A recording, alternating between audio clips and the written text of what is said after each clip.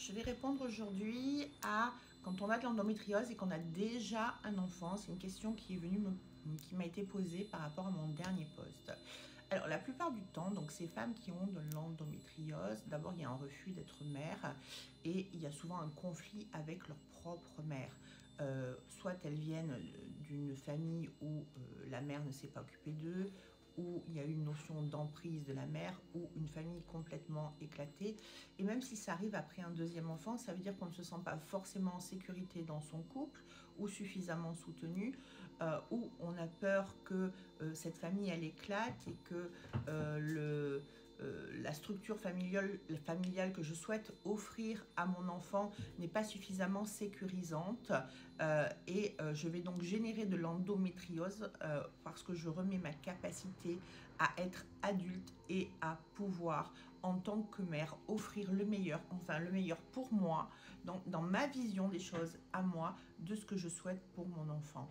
Et si au niveau de mon couple, j'ai le refus d'être femme, mais je me focalise sur le rôle de mère, et en même temps, je ne me sens pas à la hauteur d'être mère parce que j'ai moi-même un conflit à régler avec ma propre mère d'origine, l'endométriose arrive et fait un blocage. C'est un moyen aussi de bloquer l'évolution du couple et d'essayer de se remettre dans son statut de petite fille, la petite fille intérieure, pour que à travers la situation actuelle familiale, elle essaye elle-même de se guérir par rapport aux blessures de sa petite enfance.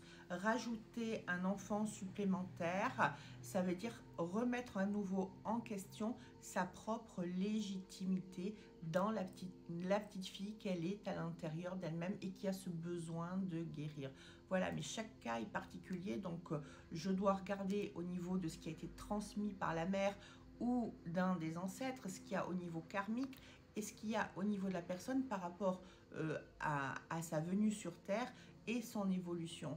Mais voilà, c'est un domaine sur lequel je peux vous accompagner. N'hésitez pas à me contacter pour un travail plus approfondi et personnalisé. Je vous souhaite une très bonne journée. À bientôt. Bye bye.